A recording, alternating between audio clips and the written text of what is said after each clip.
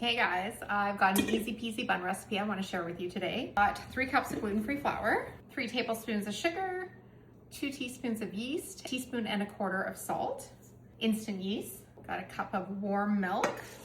So you want to mix it till it comes together in a ball. So it looks like this. You are going to add the butter. So you mix that till it's well combined.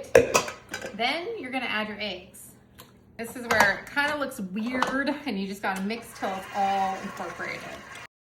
It does take a while. So it's going to look like this and you're going to want to keep going. So now it looks like this. You're going to want to whip it again for another like minute to 3 minutes till it all comes together and it gets a little bit of air into it. And then from there, you're going to see if you want to add a little bit more flour. So mine's still pretty loose. So I am going to add 2 to 3 more tablespoons of flour. And you want high hydration when it comes to gluten-free because eventually all the moisture is going to get sucked in once the rice flours suck everything up and all the starches. But this is a little too loose. So this is the consistency that you want. You can see that. It's a bit thicker.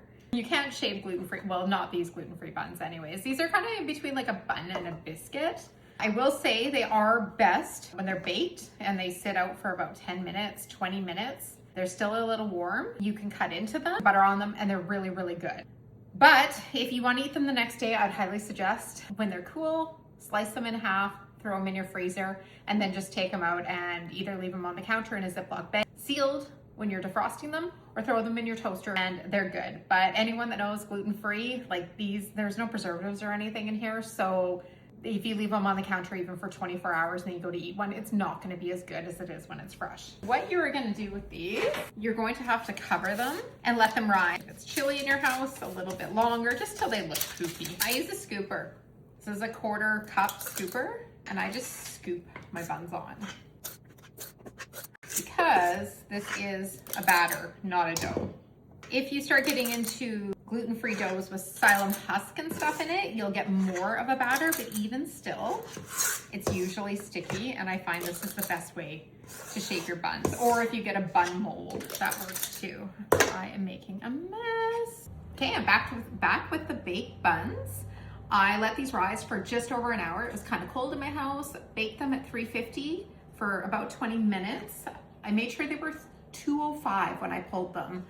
You don't want them to be lower than 200. They will get mucky inside. They've rested for about 20 minutes now. They're still warm, and that's what they look like inside. All right, follow along for more gluten-free tips and recipes. Have a good day.